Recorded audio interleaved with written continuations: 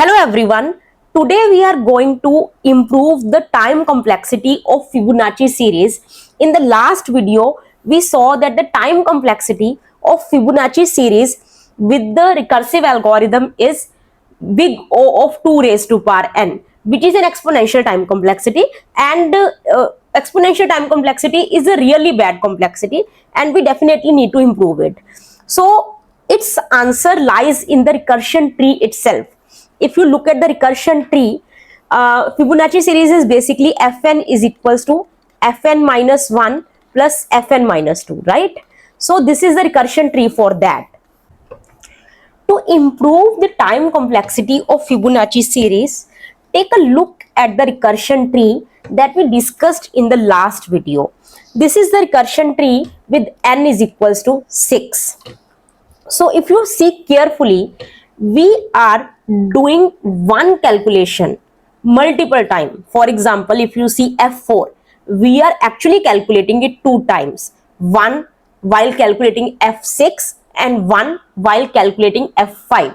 Similarly, if you see, look at F3, we are doing that calculation 3 times. F3 here, F3 here, and F3 here also. Similarly, if you see F2, that is being calculated 1, 2, 3 and 4. So this is just the situation for n is equals to 6. If you try with some bigger number, maybe n is equals to 10, you will see so many overlapping sub problems. Overlapping sub problems means the problems that are overlapping. These are sub problems, right? All these problems are sub problems because they are the smaller version of the bigger problem and they are actually overlapping. You are calculating the same thing again and again.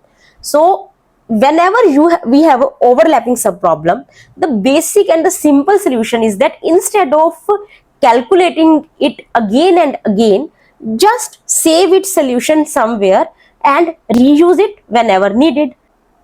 So in the case of Fibonacci series, if you see that to find out any number in the Fibonacci series, we need all the previous numbers. For example, if I want to calculate this term, I need these two terms because I have to sum these two.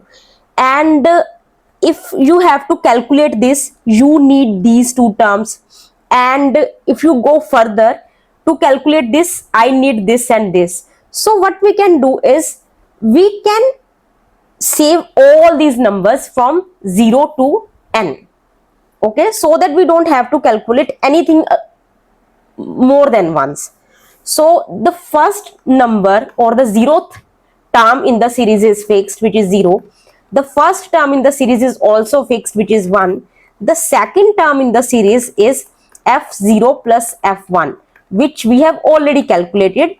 So f0 and f1 is already calculated, so it is 1. So now if we have to calculate f3, it is again going to be simple f2 plus f1. Now we don't have to call this function recursively because we have already calculated this. So f2 is equals to 1 and f1 is equals to 1. So 1 plus 1 will become equal to 2. So save the entire series in a array. Now let's try its code. So in the last class, this was the recursive implementation of the Fibonacci series, and I am going to solve it on LeetCode so that you can actually see the runtime difference. So when I am submitting this piece of code, this solution will be accepted and it is taking 8 milliseconds, which beats 51% of the people. And now let's improve this code. Okay, improve means time complexity improvement. So as I told you, we will have an array. Its size will be n plus 1. I will tell you why I am taking its size n plus 1, not n. I will tell you that later. So its 0th element will be 0 and the first element will be 1. And then from I is equals to 2 to I less than is equals to n and I plus plus. Here we have to put is equals to also because in the array we have n plus 1 elements. So array ith element is equals to array I minus 1 plus array I minus 2. Okay, so now we have saved this entire series 0 1 1, all the elements are saved. And what is going to be the nth term? So now let me tell you why we are taking n plus 1 elements here, because we have to calculate the nth term. For example, let's say I ask you to calculate the fifth term. So that will be 0 1 2 3 4 5, right? So you have to calculate all these terms. So how many elements are there in the array? There are going to be 6 elements, right? 0 1 2 3 4 5. Number of elements are 6, and your answer will be in the last index of the array, which is n. Okay, so your answer is going to be return array n. That's it. Let's run it first. It is accepted, and let's submit it.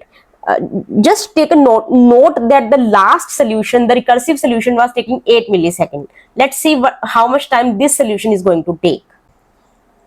Here we are getting this error because they are executing for n is equals to 0. So we should put a check. If n is less than is equals to 1, then return n.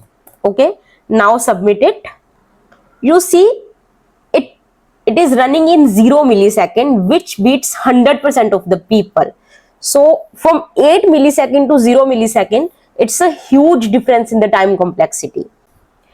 By the way, what is the time complexity of this piece of code? It is, there is a single for loop. So this is big O of n. And what is the space complexity? This is the time complexity. What is going to be the space complexity? That is going to be, here you are taking an array of size n plus 1 size. So it is going to be big O of n plus 1. We can call it n because we can ignore the constant term. So the time complexity and the space complexity both are big O of n. So do you know what is this approach called? From 2 raised to power n, we have gone to just big O of n. This is a huge improvement, and this approach is called the dynamic programming, DP. Dynamic programming is not an problem solving technique, but it is an optimization technique which is used to improve the time complexity of your code. So whenever there are overlapping sub problems, just use the DP. So first requirement to use the DP is that there should be overlapping sub problems. So this is the simplest example of DP. Anyways, coming back to this Fibonacci series, is there any scope of further improvement? Yes, we can improve the space complexity. Right now the space complexity is big O of n. We can make it big O of 1. So I will tell you how. So if you carefully see, at any point, I just need 2 last number. I don't need to save the entire series, right? If you take any number, if I have to, calculate this number, I just need to add these two. I don't need this.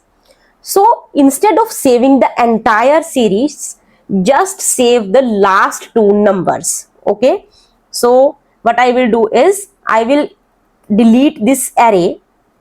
So I will have 2 variable a and b. So int a is equals to, it is going to be the first term in the series, which is 0, and similarly it is going to be the second term, which is 1, because these 2 terms are fixed. And as you progress, as you calculate the ith term, what you will do is we will take another variable, int c is equals to a plus b. So I am initializing it with -1, and then here we are going to do c is equals to a plus b. So initially a is 0, b is 1. So we will add these two. We will get the second term. This is the 0th term and this is the first term. So I will get the second term, which is equals to 0 plus 1 is equals to 1, right? And it is actually the c. Now to calculate the next term, which is the third term, which is equals to 1 plus 1 equal to 2. So we have to shift this all A and B. So this will become A and this C will become B.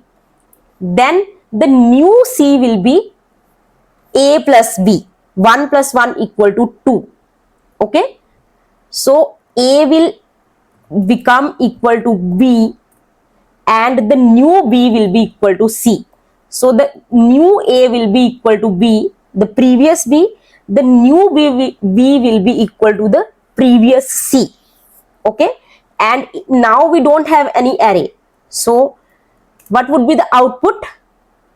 If you just move forward, in the last, whatever the value is there in the C variable, that is going to be your answer. So return C. So now let's submit it.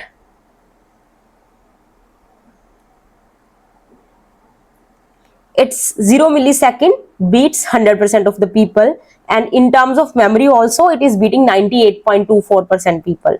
So it is the best time complexity and the best space complexity we can do for the Fibonacci series. So what is the space complexity? If you see, we are not making any array, we are just taking a couple of variables here, A, B and C and I also. So you are just using only 4 integer. Whenever there is a constant number, it means it's a constant time complexity. So we can write it as big O of 1. Thank you for watching the video. I hope you liked it.